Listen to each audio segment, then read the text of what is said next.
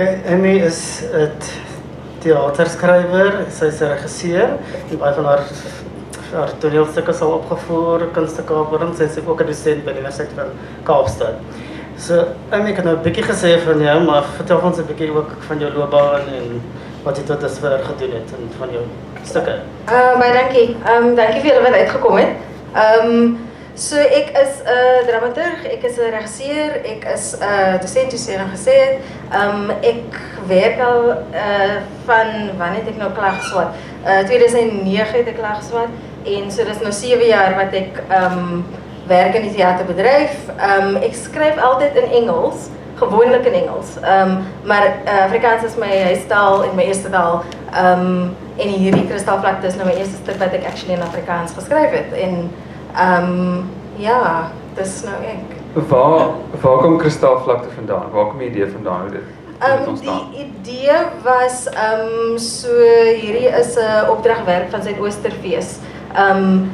Dit was jare gelede wat meneer Koos Becker wat nou, wat is hy? Nasper? Die voormalige uitvoerende hoof Daai van meneer, ja, dis hy en meneer Jacques Gerwel wat hierdie idee bespreek het jare gelede, dat hulle 'n Kaapse Vlakte version wil doen van Bertholt Brecht se Mutter Courage onder kinder. So hierdie is nou 'n idee wat jarelang aangekom het. En dit was 2 jaar gelede, dink ek, wat Woordfees nou hierdie call gemaak het vir skrywers om hierdie stuk te verwerk. En dis waar Kristalvlakte gebore was. Dit was 'n paar maande se slypproses en 'n werkswinkel en gewerk saam met Kap wat die dramaturg was op hierdie stuk en met die Woordfees. En verlede jaar het ons Kristalvlakte op die planke gebring.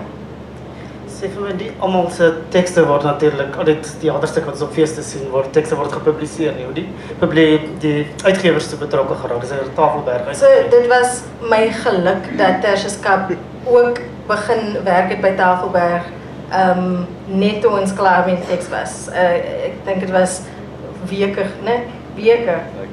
Hy begin werk by Tafelberg en toe word hy sommer my uitgewer, van dramaturg tot editor. En vir my, ek weet hoe moeilik dit is om Afrikaanse drama in gepubliseerde vorm te kry. En dit is vir my nog altyd amazing. Het is 'n bietjie van 'n miracle dat dit nou in boekvorm uitgegee is. Ja.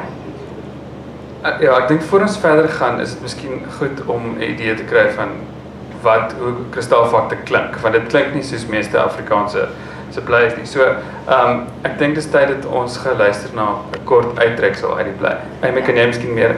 Ja, so hierdie is my 4de jaar studente by die universiteit wat ek is baie dankbaar vir hulle en hulle het kom help lees. Hulle was nie die oorspronklike geselskap nie en hulle het eers gister die teks gekry. So, hulle gaan sit en lees.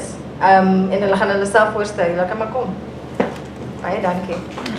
Toneel 1 van die eerste bedryf, heel eerste toneel in die stuk. En in hierdie toneel Priscilla wie deur Gretchen Ramsden gespeel gaan word. Gretchen sit jou hand. So Priscilla is 'n smous vrou en Bobby hier en Kyle speel 2 bendelede wat besig is om members vir die bende aan te werf. Hulle is besig met 'n werfproses.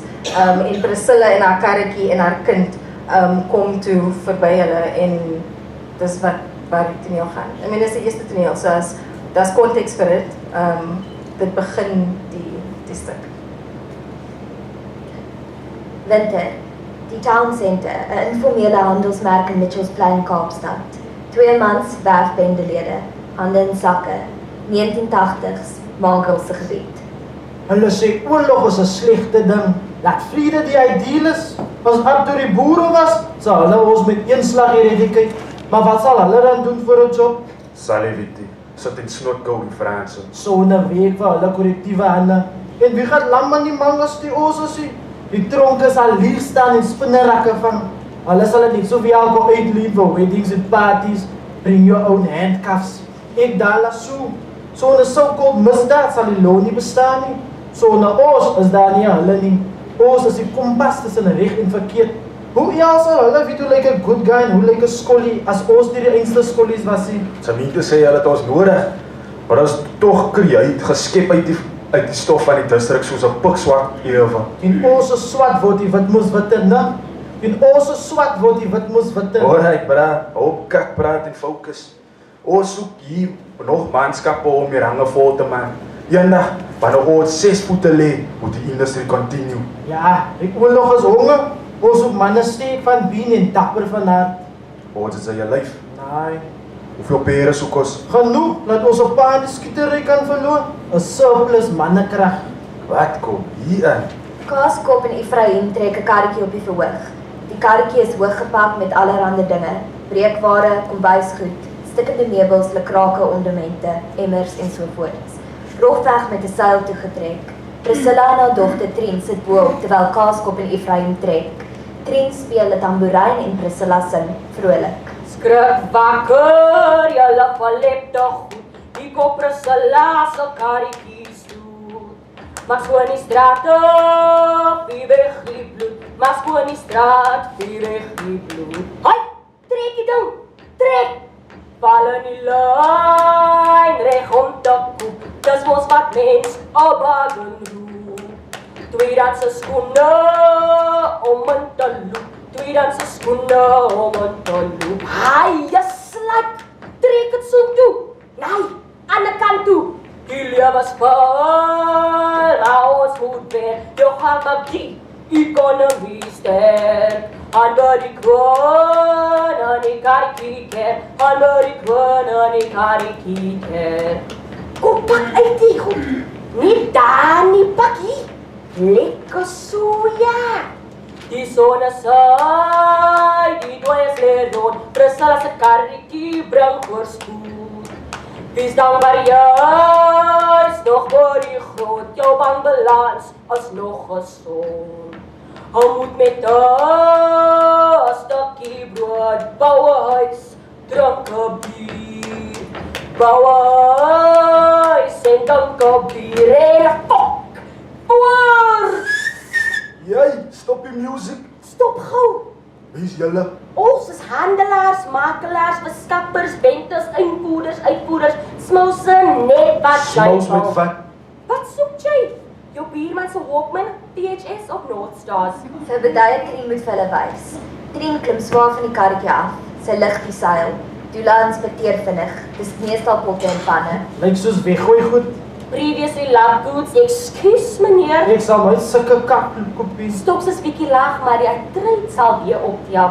Sodra jy hulle gatte en ratte kry. Sy weet die territorie behoort nie aan julle nie. Ons kontroleer die smokkelry hier rond. Ooh, ek dog hy ry homself. Naam Priscilla. van. Die Kaap. Sy van. Van hier rond ek sê jou mos. Baas ons ja op punt. Daar word ons. Mind you. Ons was al oralste. Van Calitzdorp deur Maatjiesfontein getrek tot beide dorings na Peliersdorp, tot by die Skiereilandse punt. My oupa grootjie se karretjie die gewees. Toe Derrison en nou myne. Ons reis met die nuus waar ook al die besigheid is. Te lank op een plek is sleg vir die brein. Die kinders almal joune. Ja, Kim. En ek stop Sialine alles aan maar. Kyk, die en hier is Ephraim. Hy voel tog. Sy dere was 'n loskop. Vinnig met die bek en stadig met die brein. Hy was nie gebore om 'n kokodior te wees nie. Sy sterre was 10 op. 1960 tot 1963 was ons aan die spien. Sy bene lyk steek. As hoendervet meneere. Kan skaars sy eie kop op sy nek hou. Kyk hier. Sy gee vir Ephraim 'n klap teen die kop. So waar, sy kop kantel kwaai. Kaaskop lag. Ephraim probeer hom gryp. En die een? My Kaaskop. My eerlikste chin. Maar so dom soos 'n lijk by 'n begrafnis. Sy dad het op 'n skip gegraaf. Al wat hy besit het was die skoene op sy blerrie voete. 264. Graaf teen die kop. Sy weet mos hoe gaan dit. Sy span die lytie soos bieste. Sy hou jou pek van my ma af. Hou jou terug. Hou terug die domkarrig. Gaan kyk eerder wat daar agteraan gaan. Sy beduie na iets agter die waantjie. Kan enige een van hulselfde dink? Dink. Dis gevaarlik. Sy sit by 'n kop by my bro. Gaat die meneer iets koop? 'n pop se kop, op bykans nuwe kamer kom. Waar kry sy die goed? Hulle kos en na my toe aangetobber. Van waar af? Dan bietjie wie die geldjies nodig het in hierdie godverlate plek. Natuurlik die pattenkoppe, die zombies, julle einste customers. Julle verkoop aan hulle, ek koop van hulle. En so was die een aan die ander. Gesteelde goed. Ek facilitate die economy. Nou toe, 'n beker, 'n kasetspeler. Ons soek mannekrag, ons soek die jongens. Zie, hulle is nie te koop nie. Oh, soet sy wil kop hoe te swem. Meneer asseblief, die oorlog het sy ongevalle, maar as die karretjie vol bloed raak, was sy pos almal. Maar dan verstaan ons mos mekaar. Van hoekom 'n man op 'n boot verlig die las. Kom bra, ons soek jou soort. Manne steek van biene en tappe van haar. Priscilla trek 'n panga uit. Raak aan hom, ek slag jouself. Ons doen net wat ons kan om te is en te bly is. Ja, Tani. Sit weg die kapsabeltjie van jou. Ons smeer mos mekaar se handjies met vet. Kon nou, sy het ons bloed nodig om jou kroon te maak. En ons het jou vleis nodig om ons bloed te maak. Ek is nie bang vir geweld nie. Moet jy nie steek gevriet hou nie. Sy prik op die ou en Sy, luister vir haar, sy is met die helm gebore. Ons glo nie aan bygeloofies nie. o so. Laat ek jou toekoms voorspel. 'n Donker ritueel. Priscilla kry 'n hoop koerante, gooi hulle op die grond neer. Sy skeer 5 hoofopskrifte uit, een uit elke koerant. Beduie vir Trien, dat haastig 'n klein battery radio van die karretjie afhaal. Trien sit die radio aan en hou dit bo haar kop. 'n krapperige kamamistieke wysie speel daar uit, heeltemal banaal. Priscilla vou die stukkies papier op. Acha, Kaaskop, Tula en Ephraim vergader om hierdie ritueel. Dis dan Christus se nuus. En Morrison en die dag daarna. Sonder dat enige iemand opmerk, loop Tula eenkant, roep vir Ephraim en begin saggies in sy oor fluister. Die effek is dat 2 belangrike oomblikke op dieselfde tyd gebeur. Ons moet nie weet waar om te kyk nie. Priscilla gooi al die stukkies papier in 'n kantoes sakkie en skud dit. Sy blaas in die sakkie. Dan hou sy dit vir Acha oop. Kies. Acha huiwer, soek vir Tula en sien hy is besig om vir Ephraim te bewerk. Die sag met gerame goed sy. Priscilla neem die stukkie papier. Ons soet regte manne, steek van biene en dapper van haar. En die payoff is soet, die bende-lewe is 'n all you can eat buffet, my man het sê. So praat die gister van jou toekoms. Ephraim se aandag is afgetrek deur Priscilla se woorde. Nou Tani praat warme kakne, moet jy waar nie? Kon luister hier. Priscilla spoeg op die stukkie papier wat Acha getrek het. Sy hou die stukkie op na die lig, haar oë rek. Wat staan daar? Daar staan geskryf. Salig is hy wie die woorde hoor en die geskrywenisse bewaar. Kyk, 5 skedels, so wit soos bol, so wit soos sneeu, ingekraak en bestraf, en met 'n bond, en met 'n swaard, en besmet met bloed, te dapper, te eerlik, te goedhartig, menei, te keilofasin. Jou koningskap is getel en 'n einde is daaraan gebring, soos op die wiegskaal geweg en te lig bevind. Jou koninkryk sal verdeel word.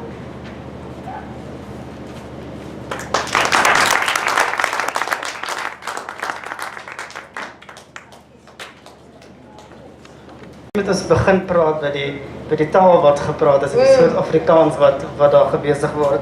Sê vir my, hoe het jy besluit, is iets wat ons natuurlik Afrikaans noem ook, hoe het jy besluit watter woorde om in die teks in te werk, en ook vir hoe om dit te skryf, en dit is natuurlik 'n spreektaal, daar is nie 'n woordeboek wat jy aan gaan kyk nie, so hoe het jy, hoe die skryfkonvensie gewerk, en hoe het jy daai besluite geneem, saam met die uitgewers nog steeds? Ek meen die Afrikaans is 'n taal van die ore en nie noodwendig van die boek nie. Baie van die woorde en die spellings van die woorde is woorde wat ek self moet opgemaak het. Ons moet self besluit hoe om daardie woorde te skryf, en dit was 'n geval van praat en dan skryf. So dit nogal 2 keer so lank gevat van ek moet eers die sin uitsê en dan moet ek hoor hoe klink hy en dan moet ek omprobeer amper soos 'n transcription doen van die woorde. Daar is ook nie baie spelkonvensies wanneer dit kom by Afrikaans. Dit is nie 'n taal wat baie geskryf is. Natuurlik is Adam Small werk in Afrikaans en dan digters soos Nathan Trantaal werk in Afrikaans en hulle, as jy nou daar kyk en Shimona Rode en digters soos dit, dan is daar 'n paar konvensies vir hoe om sekere woorde te skryf, maar ander woorde moes ons maar oor gestry het. So dit was nogal 'n lang proses tussen myself en Tertius toe ons begin om die manuskripte mekaar te sit vir uitgewer, hoe om wat se rules mens maak oor hoe om 'n woord te spel. In die produksieteks was dit 'n geval van praat. Ek moes praat, vir elke karakter 'n stem vind en dan uitvind hoe om dit te skryf. Ja. Dink jy daar's 'n net in die tyd waar ons nou leef om iets soos Afrikaans te standaardiseer? Ek wil praat van standaard Afrikaans. Ja. Wat is dit? Maar dink jy daar gaan 'n tyd kom wat mens iets soos hierdie kan standaardiseer en gaan hierdie is die soort dis mens hoe daai woord spel of so? Ek meen wat vir my opwindend is dat die taal so baie verander, né? Die Afrikaanse taal is in flux. Soos dat nuwe woorde word vir my elke keer as ek terug met ons plein toe gaan, is daar 'n nuwe woord op die straat wat hoe mense hulle self express. So miskien nie nou nie, maar daar's iets van 'n woord neerskryf wat hom legitimize, iets wat hom krag gee. As 'n woord geskryf is, voel dit vir my dit word deel van ons history, dit word deel van ons legacy. So vir my is dit nogal nodig dat ons dit moet skryf. Dit gee ook mense wat nie die konteks van die taal ken nie, miskien 'n manier om daarmee te engage, weet. Dis gee jou insig, ja. Ek is kind in die Vrystaat wat hierdie lees, gaan ewe skielik, jy weet, Ja. anders dink oor Afrikaans. Ja, en wat nogal vir my interessant is omdat dit 'n fonetiese taal is en omdat dit 'n taal is van die oor, kan enige iemand so praat as hulle net lees, die woorde uitspreek soos dit daar geskryf is. Klink jy Afrikaans? Lees gou vir my sin wat ek gehoor. Dis regtig. Ja, is foneties. I mean, it's 'n klanktaal. Okay. As die een vervloek is, vat ons die ander een. As die een vervloek is, vat ons die ander een.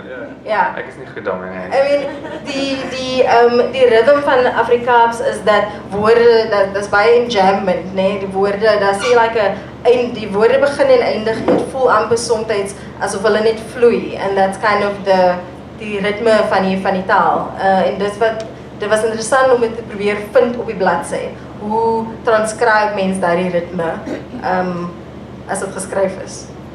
Daar's natuurlik woorde ook wat net in Afrikaans gepraat word. Dis nie almal net woorde wat is hier in ons en so word nie, want ons die Afrikaans soort van verwerk het.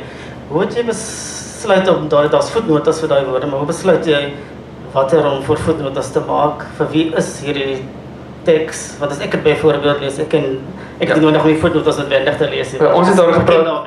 Ek het die voetnotas nodig gehad, nee. Ek het nie noodwendig die voetnotas nodig gehad nie. Ja. In terme van 'n mark van wie die leser is van die besluit. Ek bedoel, ons het footnotes in die teks gesit. So vir woorde wat miskien common knowledge is daar 'n bietjie van 'n translation onder.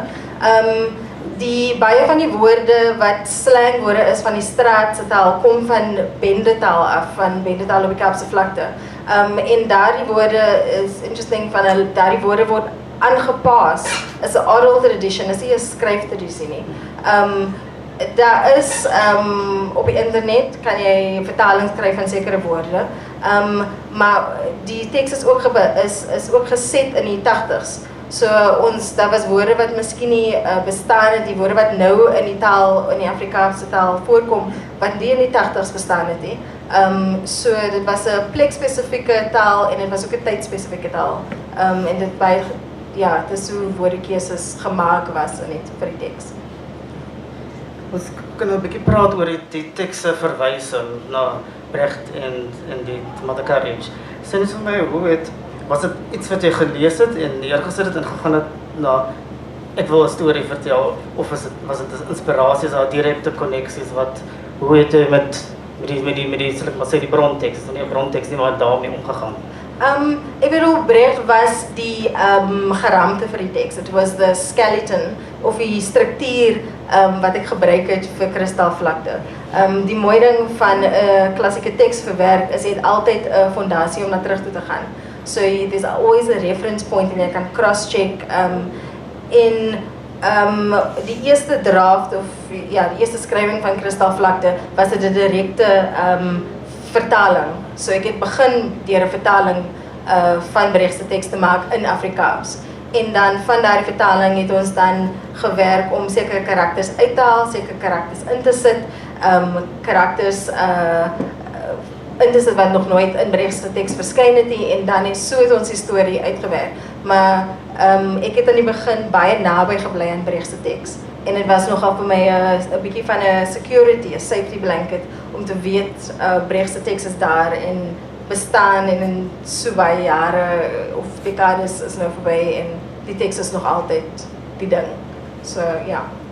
Ek dink soos op 'n sekere vlak wil jy hoor, as mens hoor Brecht, as jy 'n jong teaterganger is of jy koop 'n teks of wat ook al jy lees 'n boek, en jy hoor Brecht en dink jy, jy sien nie kans vir swaar epiese teater nie. So dink jy dis ook 'n manier om 'n jonger gehoor of 'n nuwer tipe gehoor in die teater te kry? Dink jy was dit deel van een van die doele van Kristalvlakte?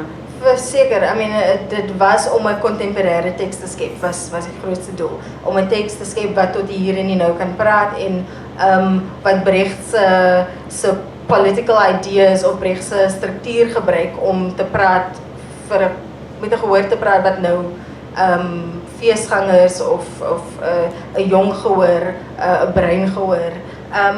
En ek weet, dit is intimidating om in 'n groot teks soos Brecht se Mutter Courage te sit, maar dis ook die idee dat die klassieke teks 'n tabula rasa is van soos. Jy kan, dis 'n leeboek, jy kan 'n klassieke teks kan vervul word met jou idees, met jou wêreld wat jy omskep. En soos ek sê, die fondasie en die struktuur wat daar is security vir jou as 'n skrywer. Ja, dit was minder intimidating om hierdie teks te skryf dan dit is om 'n nuwe teks te skryf. Ja. Dis nou presies wat ek wil vra. Jy sê nou dis moeiliker, maar het ons Brecht nodig gehad om hierdie storie te vertel? En jy het natuurlik baie teaterstukke al geskryf wat oorspronklike tekste is. Was dit nodig in hierdie geval vir die storie wat jy wou vertel? Ja, van Brecht se bedoeling of Brecht se intentions met die teks was iets waarvan wat ek ingehoek het. Brecht se intention was altyd om sy gehore tot aksie te bring, tot die punt van waar hulle uit die teater kan stap en iets sal doen aan hulle lewens, aan die samelewing, aan hulle gemeenskappe, en dis die punt van epiese teater.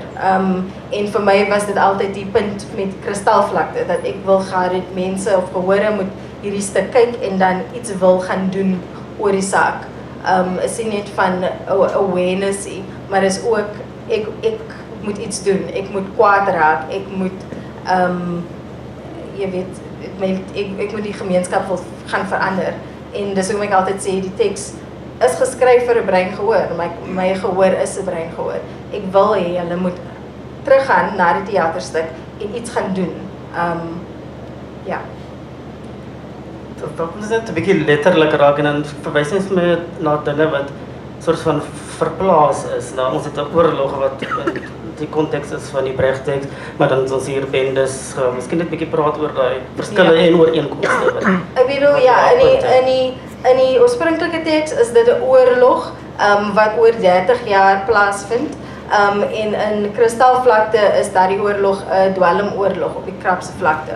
So dat die teks begin by die plek wanneer Mandrax en Dagga eers op die strate van die Kaapse Vlakte kom en dan wanneer tik eers die tik methamphetamine dwelm introduce word op die Kaapse Vlakte. So hierdie oorlog wat hulle veg oor 30 jaar is 'n dwelmoorlog.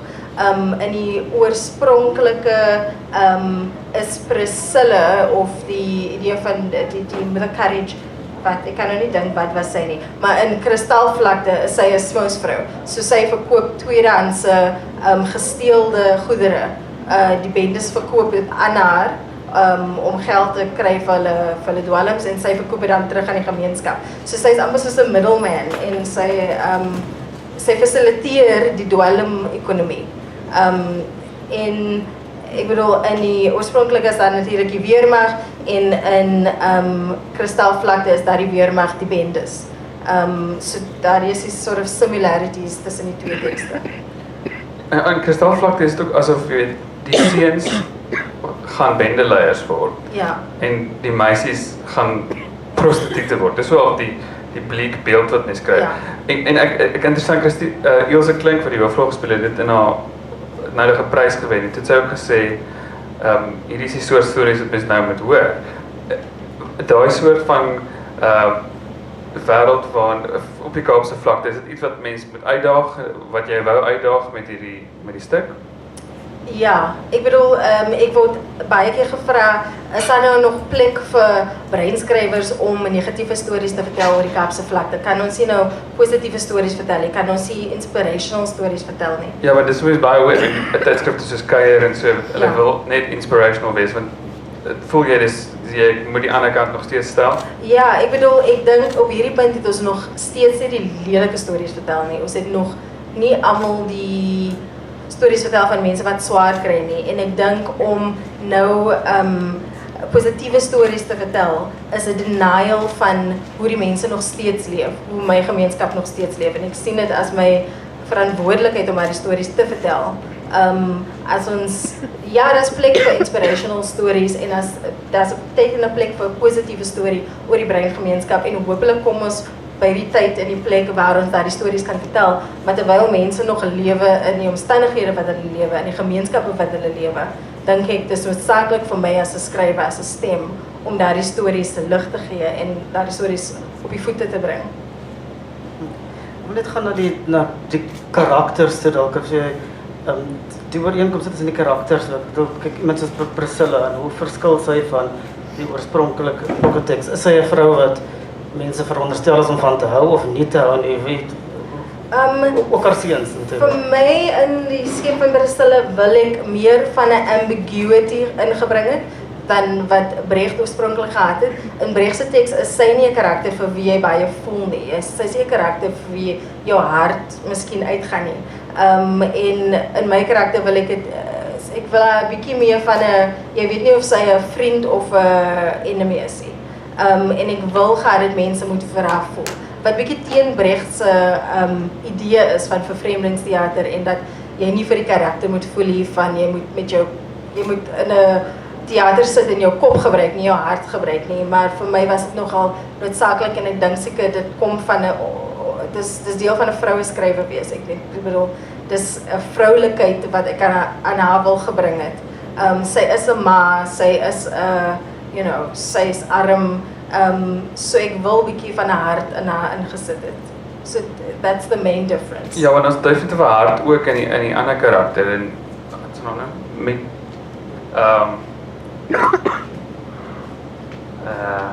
Mila. Ja, Mila, ja. Hoewel sy 'n prostituut is daar mens voel die moederlikheid na. Ja, dat sy 'n lang en moeilike lewe gehad het. En ja, ek wil gee dat mense met bietjie voel vir hierdie karakters. Dat dit nie heeltemal van 'n distance moet wees nie. Okay, dan het ons die priester wat soort van 'n ander register praat van Afrikaans en hy self skynheilig, ek ervaar hom as skynheilig. Vertel my 'n bietjie meer van hom en waarom hy wel van die gemeenskap is, maar tog 'n ander Afrikaans term te gebruik, standaard tipe Afrikaans praat en nie is hy nie deel van hierdie gemeenskap nie, wat ja, die skynheiligheid van sy geloof kom ook skemer ook deur. Was dit so 'n kommentaar op religion of dit was bietjie van 'n ironie. So die dominee gebruik 'n tipe standaard Afrikaans wat bietjie hoër is dan die Kaap. So almal het 'n particular manier van praat en dominee se Afrikaans is hierdie preekstoel Afrikaans. En dis 'n karakter wat mens baie sien in die Kaapse Vlakte gemeenskap. Natuurlik die man met die Bybel en die loudspeaker en in Kristalvlakte was dit die Bybel en die soapbox. So hy het 'n kussie wat hy so saam met hom rondgedra het en wanneer ook al hy praat het die kussie neergesit op die kussie gestaan en gepreek. Ek bedoel dit was 'n kommentaar op hoe religion in die Kaapse Vlakte communities so deel is van ons lewe. moet baie versigtig wees hier, want my pa se doen. Moenie versigtig wees nie. Gaan. Ek moet baie versigtig wees. Ek het in die kerk groot geraak en ek het gesien dat religion vir baie mense 'n lifeline was, iets wat hulle gehelp het deur moeilike tye en dat gebed altyd, the go-to was en tog het ek ook gesien dat mense wie baie gelowig is en baie glo, nog altyd arm is, nog altyd moeilike lewens lei. So is hierdie ding dat suffering is your blessing, wat so 'n groot deel is van die Kaapse Vlakte gemeenskap, dat ons arm kan wees, maar ons nog altyd godsdienstig kan wees. En die dominee se karakter was 'n kommentaar daarop. So dominee is iemand wie 'n bietjie van die tiendes se geld in sy eie sakkie druk en 'n bietjie 'n biertjie knyp hier en daar, bietjie en daardie double character ding was gebaseer op karakters wat ek baie goed ken in die kerk en groot geword en ja. Het van hulle dit kom kyk en wat was hulle kommentaar daarop? Ja, kyk, hulle was afgesit deur die vloekwoorde. Ek het baie van my ouers se kerkgemeente het natuurlik kom kyk. Hulle was bietjie hoe sê mense in Afrikaans affronted, 'n bietjie attack gevoel. Maar jy weet, as skrywer voel ek moet die waarheid vertel. So, ja. Is dat weer oor die taal ding, maar dit gaan eintlik oor die verwysings na die Bybel en ek sien reg deur die teks daar kruisiging en die woorde verloon en verraai en daai soort. En dan hoe dit net daai idee wat jy wil oordra, hoe dit in die skryf van dit neerslag gevind. I mean, daar's iets baie epies in die gebruik van taal in die Bybel self. En daar's baie van die gebeurtenisse wat in die teks plaasvind is amper soos Bybels. Die idee dat Priscilla met die helm gebore is. Sy kan jy weet die toekoms sien en met die dooies praat. Die idee dat die dominee se sermons ook deel vorm van die teks. So die taalgebruik in die Bybel het my baie beïnvloed in 'n positiewe manier, nie om godslasterig te wees of blasphemous te wees in hoe ek dit gebruik het nie, maar dat ek baie geïnspireer was deur taalgebruik in die Bybel. Ja. Okay, ek dink miskien ek wil 'n paar vrae oor die produksie. Ek weet jy gaan nou oor die boek, maar ek is toe dit eerste keer op die planke gebring is, hoe het julle besluit op wat regisseur? Hoekom het jy dit nie self gedoen nie? Ek het nie besluit gehad oor die regisseur nie. So Marie, wat ek nog baie dankbaar vir is, sy was deel van die package. So die opdrag ek wil sê Marie Borslap het die regisseur. Marie Borslap, ja, is die regisseur. En sy was deur die Suid-Oosterfees aangestel en ek is nogal baie bly daarvoor, want sy het 'n visie gebring aan die teks wat ek nie self as regisseur kon gebring het nie.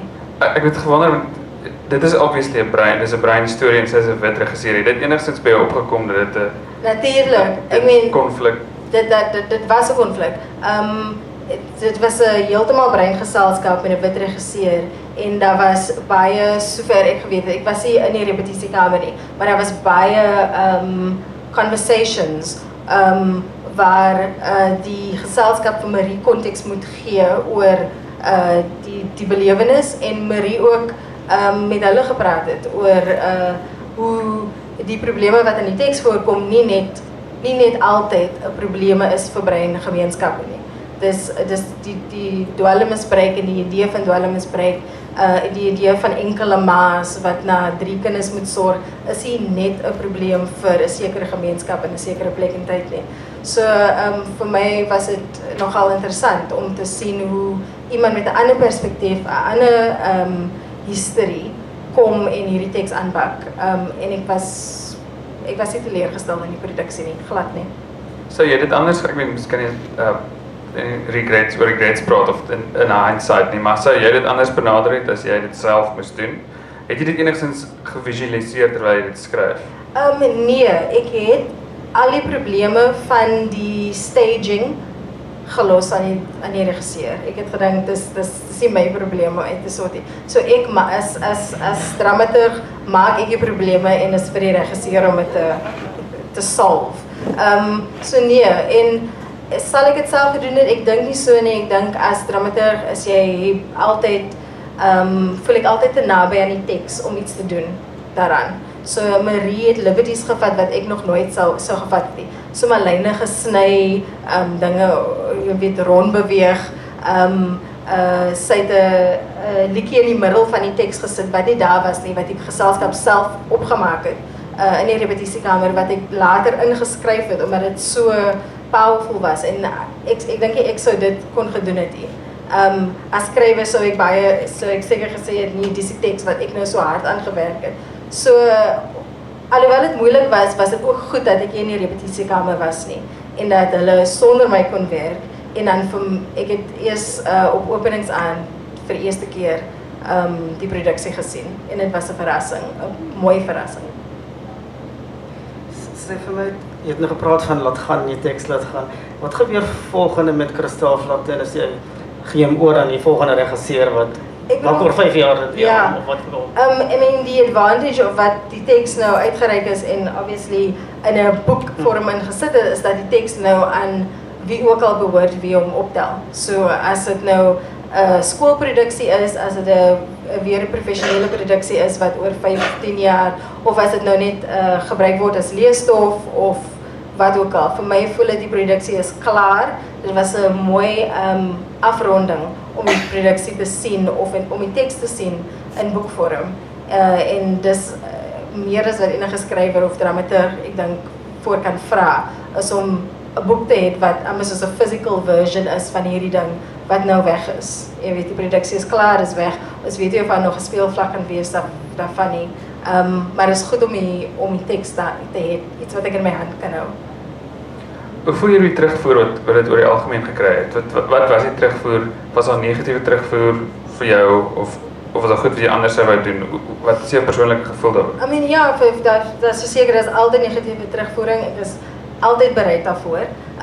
Soos ek vroeër gesê het, was die grootste negatiewe terugvoering was ons is 'n bietjie teleurgestel, hoekom vertel jy nie positiewe stories nie. So ek het mense op comments op Facebook en jy weet na die tyd na die show het iemand na my toe gekom en sê ag die produksie was mooi en wat ook al, maar hoekom vertel jy sulke treurige stories oor ons mense? Is dit nou al wat jy oor ons mense kan vertel? En ek was bereid daarvoor. Maar boonop was daar baie positiewe terugvoering. Mense, soos ek sê, ek het hierdie stuk geskryf vir die Gemeenskap. Toe dit die eerste keer gespeel het by die Few God, was daar mense van my gemeenskap wat ek nie geken het nie, wat gekom het van Mitchells Plain, van Hanover Park, van Lavendale, van waar ook al. En hulle het die stuk kom kyk en hulle het daarmee identifiseer, hulle het 'n les daaruit geleer, hulle het hulself op die verhoog gesien, wat as breinmense sien ons hier baie keer onsself op die verhoog nie. So dit was definitief overwhelmingly positive. Jy skryf ook aan, ons gaan oor die onderwerp van die voorstelling van breinmense in die media-apparaat en jy skryf ook vir die CP Suidooster. En dit is natuurlik heeltemal 'n ander tipe beeld wat daar geskep word as wat Kristalvlakte byvoorbeeld skep. Dink jy daar is plek vir al hierdie verskillende beelde en praat met mekaar? Definitief, en dat moet wees. Vir my is dit so belangrik dat as breinmense ons onsself sien in all the forms that we exist in. Ons is nie net arm, ons is nie net treurig, ons is nie net dwaalgeslaagdes nie, ons is nie net bendes nie. Jy weet, ons is ook middelklas, ons is ook mense met families wie verlief word en jy weet, wie family dramas het en dis hoekom dit so lekker is om vir Suidooster te skryf, van is middle class brown people that you see on screen. Daar is plek vir alles, daar moet wees. Jy het ook al screenwriting gedoen vir 'n movie en dan die play en vir TV. Hoe benader jy jou verskillende werke of skryf jy jou een manier van kreatiwiteit of benader jy dit alles verskillend, kyk jy met verskillende brille daarna? I mean, screen om vir 'n fliek te skryf is 'n heel ander vorm. So dit lyk verskillend op die bladsy, dis 'n hele ander dissipline. Dis meer dissipline wanneer jy vir die screen skryf. Ek geniet ek geniet fliek skryf.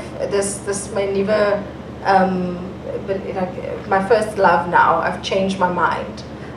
Ek was eers baie verlief op drama en nou dat ek my fliek op die grootskerm gesien het and went to watch it in the cinema, ek connect meer daarmee.